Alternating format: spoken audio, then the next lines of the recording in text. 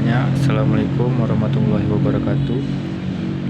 Alhamdulillahirrabbilalamin. Assalatu wassalamu ala asrofil anbiya'i wal mursalin wa ala alihi wa sahbihi ajma'in. Amma ba'du. Salam, Om Swastiastu, Namo Buddhaya, salam kebajikan untuk kita semua. Baiklah, sebelumnya perkenalkan, nama saya Irfan Saputra dari Prodi Perpajakan dengan NIM seperti yang ada di layar, yaitu C0D024032, akan berbagi ilmu atau mempresentasikan sebuah materi melalui PPT di depan kita dengan judul konsep dan pencatatan aset tidak berwujud dan kewajiban jangka pendek. Baiklah, tanpa berlama-lama langsung saja kita mulai. Slide yang pertama, kita mulai dari pengertian. Aset tidak berwujud adalah aset non moneter tanpa wujud fisik yang dapat diidentifikasi. Maksudnya fisik yang dapat diidentifikasi ini artinya tidak dapat dilihat sebenarnya, memberikan manfaat ekonomi di masa depan dan timbul dari hak hukum atau kontraktual.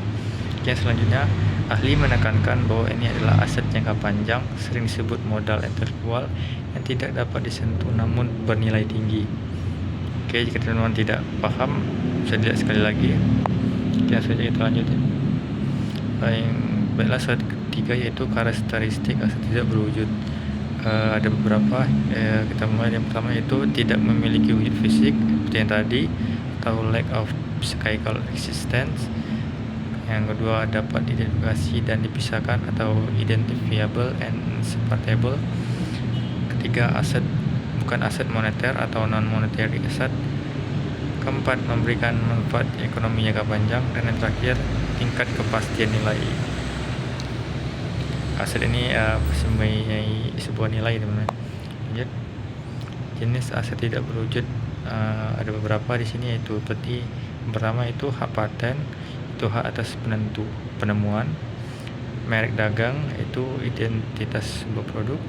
Hak cipta yaitu karya intelektual seseorang. Goodwill atau kelebihan nilai perusahaan. Lisensi atau franchise.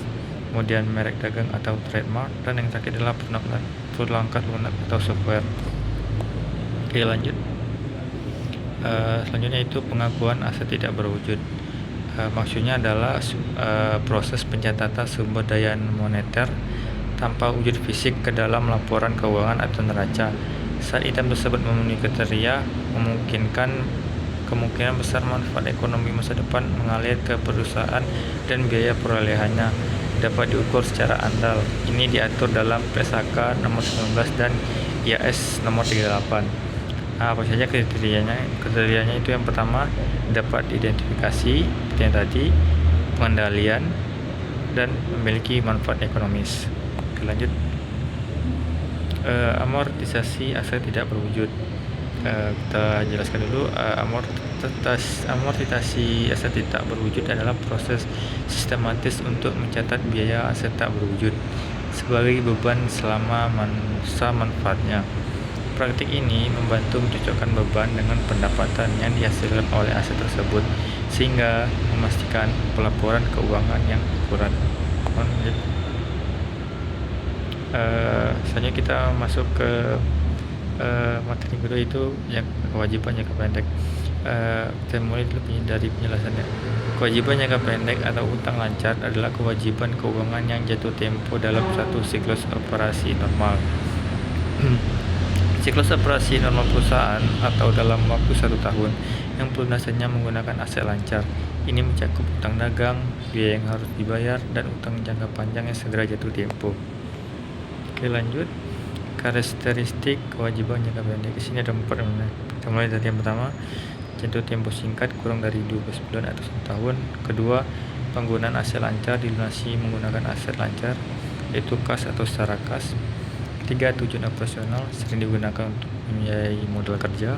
Dan yang terakhir, keempat adalah bunga, dapat berupa utang yang berbunga seperti kredit bank jangka pendek. Oke, lanjut. Jenis kewajiban jangka pendek ada beberapa namanya. Pertama adalah utang dagang atau account payable, utang komersial notes payable, utang dagang atau accrual, pendapatan diterima di muka atau earned revenue, utang dividen atau dividends payable, utang kredit dan pay later, dan yang terakhir adalah pinjaman online atau pinjol dan kredit jangka pendek. Oke teman-teman, di sini ada beberapa perbedaan utang jangka panjang dan jangka pendek. Yang pertama adalah jangka waktu atau tenor. Utang jangka pendek harus dilunasi dalam waktu 1 tahun atau 1 siklus operasi normal perusahaan. Utang jangka panjang itu lebih lama ya. Jangka waktunya lunasinya lebih dari 1 tahun, seringkali 5 hingga 20 tahun.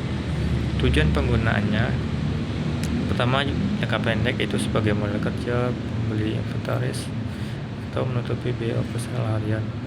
Sedangkan utang jangka panjang itu digunakan untuk membeli aset tetap seperti tanah, bangunan, mesin produksi, atau proyek pengembangan usaha. Oke lanjut. Nah teman-teman, dari semua materi yang telah saya bacakan, dapat saya simpulkan bahwa aset tidak berwujud dan kewajiban jangka pendek merupakan dua komponen krusial dalam laporan keuangan yang mencerminkan nilai ekonomi perusahaan dan kemampuan likuiditasnya dalam jangka pendek. Keduanya memiliki karakteristik, metode pengakuan, serta perlakuan akuntansi yang berbeda, namun sama-sama menentukan kualitas informasi keuangan yang dihasilkan. Oke teman-teman, saya ulang dari slide pertama ya, jika masih kurang paham, silakan teman-teman lihat sekilas saja. Ini saya cepat aja ya. Oke, yang pertama 2, 3, 4, 5, 6, 7, 8, 9, 10, 11, 12. Oke, sekian hasil dari pembacaan PPT atau materi pada hari ini.